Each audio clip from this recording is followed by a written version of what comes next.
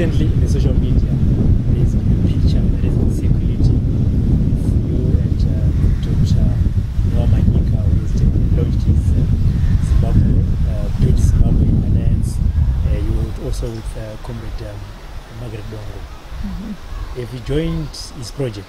No, definitely not. I only met him once for a short time, and he asked me a few questions, and then he said, let's take a selfie. And we took a selfie, which was me and him and Margret Dongo.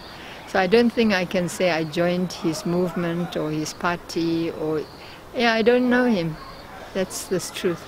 With Margret, of course, we are old friends from the liberation struggle. And I don't agree with her on everything, but I do respect her. I do think she has played her part in the liberation struggle and in establishing the right to critique what is happening in the country.